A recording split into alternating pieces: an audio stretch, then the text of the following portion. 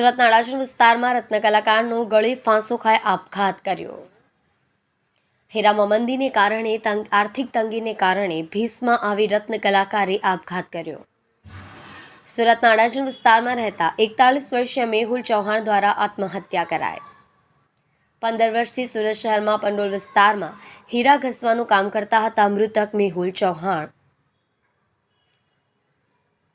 30,000 પગારની જગ્યાએ હીરામાં મંદી આવતા પગાર અડધો થઈ જતા આપઘાતનું પગલું ભર્યું હોવાનું સામે આવ્યું।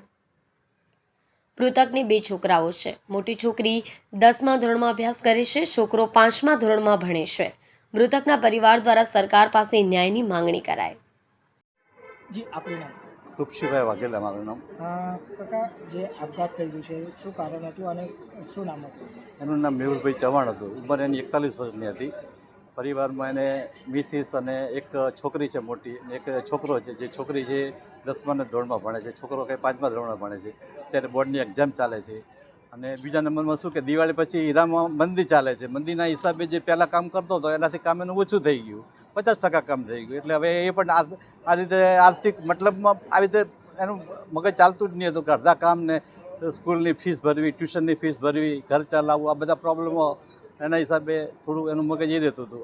અમે લોકોને વારે વારે ક્યાં કરતો આવું ટેન્શન નહીં રાખવું પડે, એને ટેન્શન લીધું ને આ પગલું ભર્યું છે। કેટલા સમયથી હીરાના કારખાનામાં? હીરાના કામમાં 15 વર્ષથી કામ કરે છે ભાઈ। અને પછી આ બસ છેલ્લા મંદિરનું પીરિયડ અત્યારે ચાલતો હતો હીરામાં, એટલે બસ આ પગલું ભર્યું, બીજું કોઈ કારણ નથી।